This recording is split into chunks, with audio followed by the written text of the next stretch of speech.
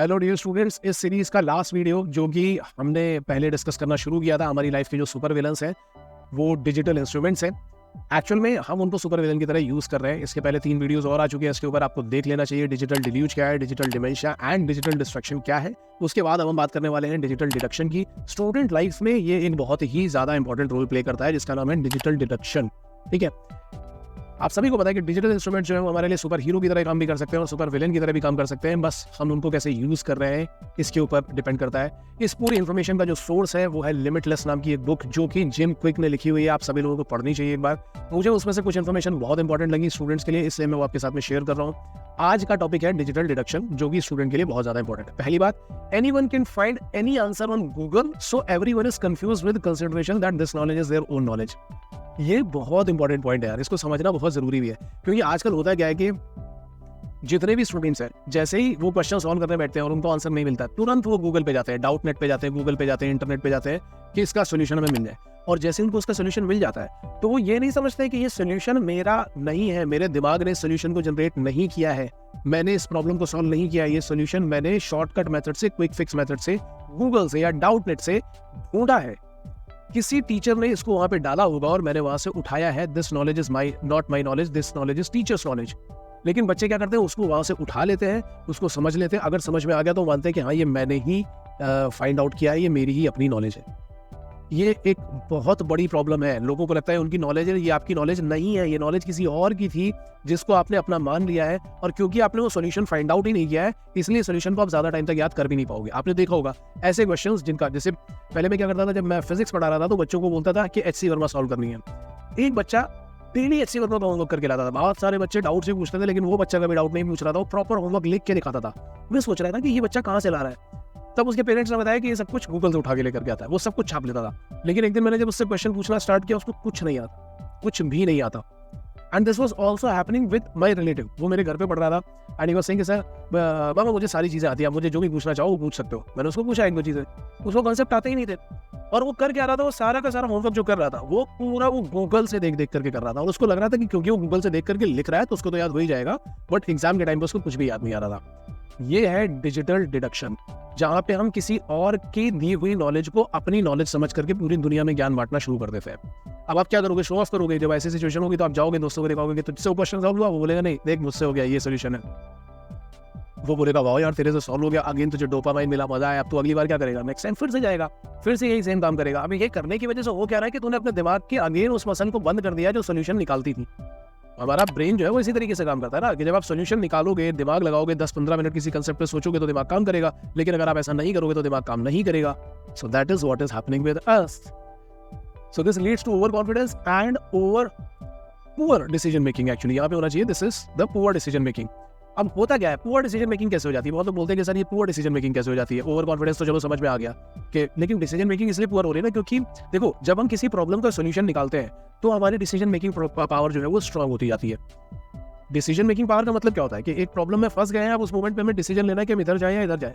जब आप किसी एक डायरेक्शन में जाओगे, गलती करोगे, तब आपको पता चलेगा कि अरे यार वो तो गलती हो गई थी। ब्रेन उस चीज को रजिस्टर कर लेगा कि दोबारा से इस चीज को नहीं करना है, और धीमे धीमे धीमे धीमे आपकी डिसीजन पावर इंप्रूव होने लगेगी, डिसीजन मेकिंग पावर। लेकिन अगर हम डिसीजन ले ही नहीं रहे और एवरी टाइम जहां पे हमें डिसीजन लेना था हम क्या करते हैं, हम गूगल की हेल्प ले लेते हैं, तो हमारी डिसीजन मेकिंग पावर वाली जो मसल है वो काम करना बंद कर देगी और हमारी डिसीजन मेकिंग पावर बहुत बुरी तरीके से खराब हो जाएगी। आपको समझ में आ रहा होगा। Most of the students are confused and living with a poor decision making power just because of this. आपने देखा होगा स्टूडेंट्स बहुत, इवन आज के टाइम पे तो कई सारे आईआईटीएंस भी ऐसे होते हैं जो ये डिसाइड नहीं कर पाते कि उनको फ्यूचर में क्या करना होता है, क्या करना है। एंड उसका रीजन यही है क्योंकि हम डेली क्या कर रहे हैं, हर एक चीज के लिए हम गूगल कर रहे हैं, हर चीज के लिए गूगल, कुछ भी करना है गूगल। तो गूगल करने की वजह से क्या हो गया है कि हमारी अपनी खुद ही थिंकिंग जो है वो खत्म हो गई है, ऑलमोस्ट खत्म हो गई है। अपना डिसीजन मेकिंग पावर, मतलब हम किसी भी प्रॉब्लम पे डिसीजन लेते ही नहीं है और डिसीजन लेने से बचना शुरू कर दिया है, इसलिए ये सारी चीजें हो रही हैं।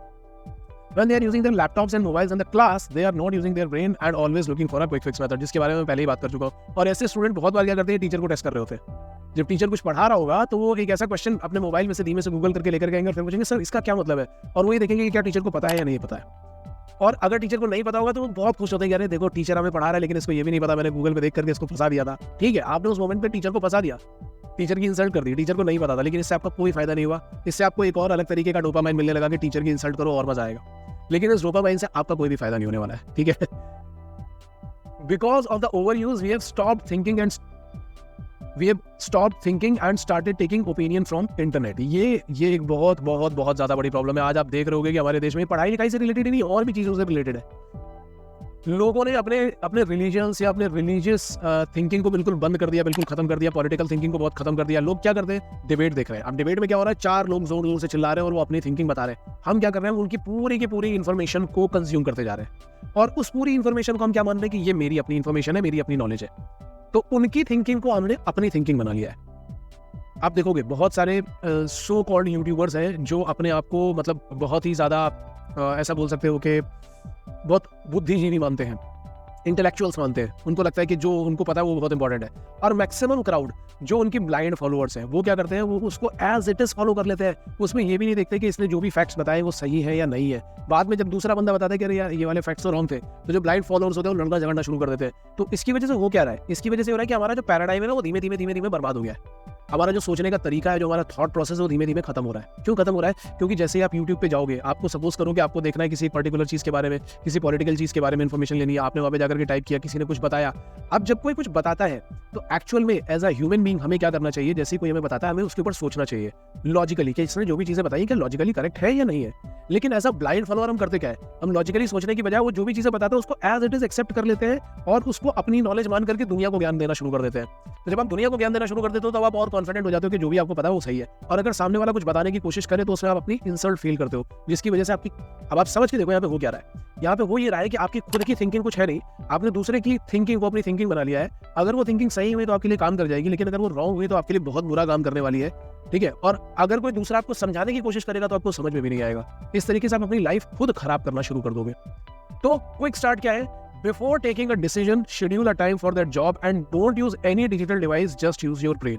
अगर सपोज करूं कि आपको कोई क्वेश्चन सॉल्व करना है तो भी उसको डायरेक्टली गूगल पे जाने से पहले कम से कम 10 मिनट का टाइम दो उस क्वेश्चन के ऊपर, ताकि आप अपना दिमाग यूज कर पाओ पढ़ाई में। अगर 10 मिनट तक भी नहीं निकलता है तो फिर आप instead of going to Google, आप अपने दोस्त के साथ में डिस्कस करो, टीचर्स के साथ में डिस्कस करो। Google is the last option, Google पे जाना लास्ट ऑप्शन है। किसी चीज के बारे में इंफॉर्मेशन गैदर भी करनी है और सपोज करो कि आपको यूट्यूब पे जाना पड़ता है, आपके पास कोई, जैसे मैंने बोला प्लेसिबो इफेक्ट क्या होता है। अब प्लेसिबो इफेक्ट क्या होता है आपको नहीं पता, आप यूट्यूब पे जाओगे, गूगल पे जाओगे, वहां से इन्फॉर्मेशन गैदर करोगे। जब वो इन्फॉर्मेशन गैदर करते भी हो तब भी उसके ऊपर एज इट इज भरोसा मत करो। उसके बारे में सोचो कि इन्फॉर्मेशन कितनी ऑथेंटिक है। 10 मिनट का टाइम लो और सोचो कि क्या ये ऑथेंटिक है या नहीं है, क्या ये लॉजिकली करेक्ट है या नहीं है। जब आप ऐसा करोगे तो आपकी डिसीजन मेकिंग पावर पे डेफिनेटली इफेक्ट पड़ेगा और वो धीमे धीमे इंप्रूव होना शुरू हो जाएगी, आपकी अपनी खुद की थिंकिंग बनना शुरू हो जाएगी। आई होप ये सारी बातें आप सभी लोगों को समझ में आई होंगी। अगर आप भी इन सारी प्रॉब्लम्स को फेस कर रहे हो या आपको अभी लगता है कि this is the bulb on moment for me, तो type BOM in the chat box, in the comment box. Okay guys, all the best.